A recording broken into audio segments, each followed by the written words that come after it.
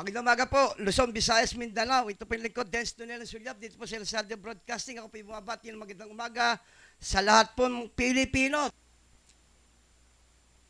Masakit po para sa katotohanan.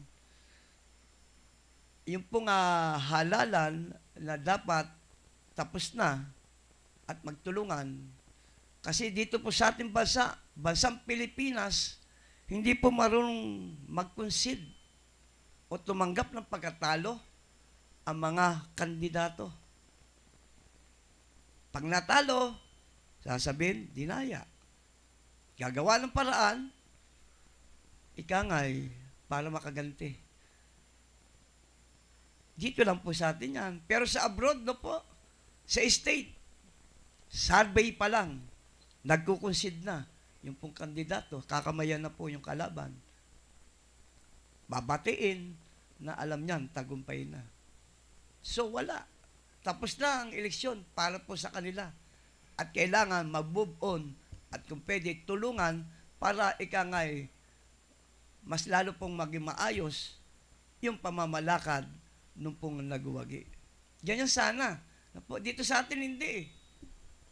Hindi matanggap. Masakit sa kanilang puso't isipan sa kanilang buong pagkatao na para sila niyurakan pag natalo sa halalan. Hiram lang po yan. Hiram na dangal po lang yan. Hiram na panunungkulan po yan. No? Hindi po yan permanente. No?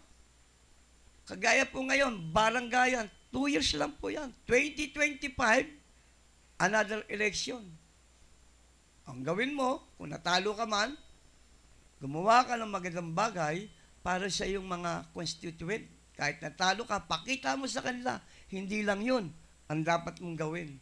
Gawin mo na tulungan sila para sa darating na susunod na halalan, nakaprograma sa kanilang isipan na itong taong ito, bagamat natalo, ituloy-tuloy pa rin ang kanyang pagtulong sa amin o sa aming kapaligiran, sa buong nasa sakapo niyang barangay. So, may chance ka manalo kasi nakikita nila talagang sincero ka sa pagtulong at pagdamay sa iyong mga constituent. Okay Good morning, Asil Mil Malagpo. Na po si Lisa. Good morning, Kuya Dens. Merry Christmas po. Sa inyo rin. Merry Christmas. Kailan ba tayo magkakaroon ng Christmas? Sana kahit nag-date-date lang, tayo-tayo lang. No? Sabi mo dyan sa magaling mong kapartner na tayo naman mag-dinner. No? Para ika nga bilang magkasama sa hanap buhay. Salamat sa iyong panonood. Sana lagi ka rin, alam ko, lagi ka nanonood at nakikinig sa aming programa dito sa Salde Broadcasting. Maraming salamat, Azmil Malagpo. At kamusta mo na lang ako dyan sa kaibigan natin. Okay, tuloy-tuloy po tayo, ano po? Inom po muna tayo ng isang mainit na tubig.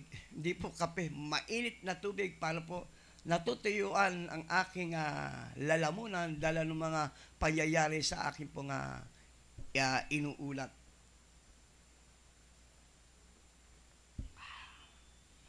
Ang sarap. Okay.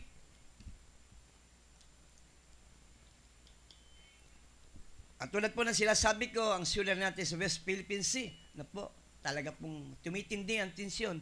Sana po lahat po tayong Pilipino, sama-sama po tayo sa ating pagdarasal na ang layunin ng ating Pangulo ay ang kapayapaan, pagkakasundo, pagbibigayan ng mga kalakalan, hindi yung panggigipit, panlalait, na po, at pananakit, pambubuli, lalo po sa ating mga mangingisdang Pilipino. Na po. Lagi na lang sinasabi ng ating Pangulo na ang layunin ng mga Pilipino ay yung pong magkaroon po ng pagkakasundo para po sa pagninegosyo. Hindi po yung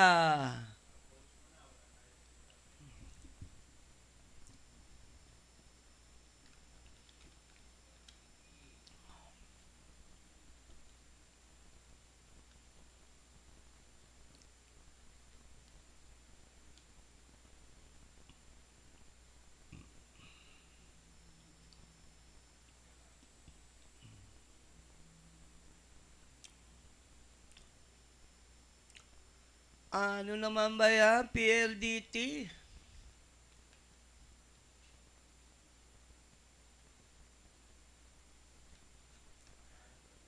Okay. Okay lang.